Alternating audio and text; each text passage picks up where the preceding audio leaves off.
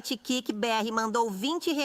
A ACF explica pra galera que Peugeot melhorou pra caralho e não é mais bucha. É verdade isso, cara? Porque pra mim sempre teve essa... Pô, tu vai pegar Peugeot, tu vai pegar Citroën, tu vai casar com mecânico. Cara, o pior é que eu morei uma época e trabalhei na divisão de caminhões e ônibus ali, da Volks, que fica em Resende, Porto Real e tal. Então, eu ia bastante pra lá e quando eu precisava ir pro Rio, você vê muito Peugeot lá no Rio de Janeiro, cara. Muito. Aqui em São Paulo, nem tanto. Mas... sem querer, eu acabei até falando, dando um spoiler, porque eu falei, inclusive, que o pessoal da Peugeot Citroën melhorou muito o motor THP, que inclusive está em linha de produção até hoje, né, equipando carro 0 km, e o carro efetivamente melhorou muito. Hoje, eles fizeram uma fusão ali da Stellantis, né, então você tem ali, aliás, Stellantis é Fiat Jeep, confirma pra mim se dentro da Stellantis os caras estão Peugeot também, eu acho que estão, porque eles estão, o motor 200, vê lá se a Peugeot faz parte do grupo Stellantis. É, né? Massa. Então, hoje, eles estão substituindo pelos mesmos motores que a gente, inclusive, já falou aqui, que era o T200 e o T270, do 1.3 do Fastback. Ele também equipa os carros da linha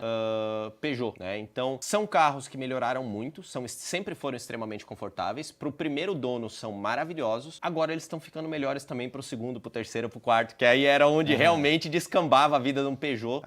Eles foram, verdade seja dita, eles foram pioneiros, por exemplo, numa tecnologia onde você tinha um fio só, passava e ligava, por exemplo, todas as luzes da traseira do seu carro. O único fio, certo? Pô, Ricardinho, mas qual é a vantagem dessa parada? Bom, eu que sou leigo, eu chutaria aqui uma vantagem. Vamos lá, você tem menos fio, tem uma instalação mais simples, tem menos chance de dar problema também, mas também quando se der problema, dá problema em tudo de uma vez só. Vamos lá. Por incrível que pareça, uma das partes mais caras de se produzir de um carro é o chicote elétrico. Ah, é? É, porque é cobre e tem que ser um fio muito bom, porque ele tem que suportar calor, frio, chuva, seco, tudo. Por um longo período, Por muito período. Então, o chicote elétrico de um carro é uma das partes mais caras de se fabricar. Quando você tem, por exemplo, 3 lâmpadas na lanterna, vamos botar freio, ré e seta, tá? São as 3. Tu tinha que pegar um fio que ia até a lâmpada e um fio que voltava da lâmpada. Outro fio que ia para outra lâmpada e assim sucessivamente. E tem um monte de lâmpadas na tampa traseira de um carro. Tem a tampa da placa, tem a dos dois lados, os dois piscas, os dois... E fora que, eventualmente, você pode ter mais de uma luz de freio, né? Você tem a de posição e a que efetivamente pisa. Então, pra vocês terem ideia, que a gente tá falando fácil ali de 15 coisas elétricas, lâmpadas, que tinham que acender e ele tinha que ir e voltar. Ir e voltar. A bateria, sei lá, fica na casa do caixa-prego, os fusíveis ficam lá na casa do... né? Fica longe! Então, ele economizou um monte de dinheiro na fabricação, porque um único fio conseguia informar. E aí, ele não era mais um fio de liga. Tipo assim, não é que passava energia. Ele passava uma mensagem, assim, quero que a lâmpada do freio acenda.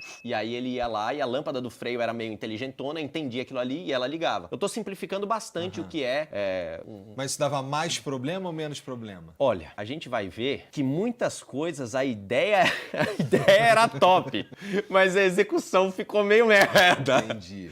Quando Então, eles dava dor de inventaram cabeça. isso, dava muita dor de cabeça. Por isso que você vê bastante pau elétrico nesses Peugeots mais antigos, ali os 206, até uns 207 ali, tinha bastante problema elétrico nesses módulos, nessas BSMs que controlava tudo isso aí, né? Mas hoje já se melhorou muito, já se evoluiu.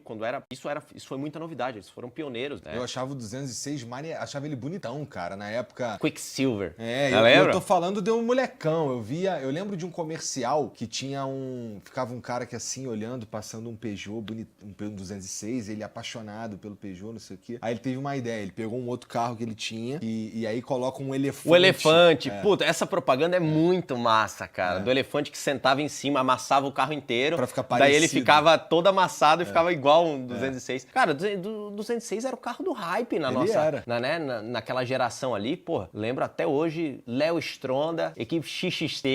E tinha música do Peugeotzinho aspirado, rebaixado. Clássico, isso daí é das antigas pra valer, né, cara? Bonde da Stronda. Bom, então hoje em dia, se tu for pegar um Peugeot dos mais novos aí, tu tá bem mais tranquilo nesse sentido. Sem dúvida, até porque hoje as montadoras juntaram e pegaram as melhores tecnologias que eles tinham ali, né? Significa que Citroën vai pelo mesmo caminho, vai pegar um Citroën e também tá mais tranquilo. Hoje é praticamente tu dizer que, cara, Citroën é legal, mas o Jeep você pode pegar. Eles são basicamente hoje a mesma engenharia que é a Stellantis, né? Então, cara, Entendi. hoje eles juntaram e aí, né, notoriamente você consegue ali otimizar melhor. Porque o que você resolve e melhora para um carro, acaba melhorando em todos os outros, consequentemente, porque eles compartilham os desenvolvimentos de engenharia. No fim, isso pra mim parece apenas bom, né? Qual seria um problema dessa estratégia de tudo ser o mesmo carro? Que quando a ideia dá ruim para todo mundo. A folga dos anel desgracenta lá. Tipo o motor que eu te falei que fodeu a Jeep, fodeu a Fiat, mas todo mundo lá naquela folga do... Entendi. Então tá.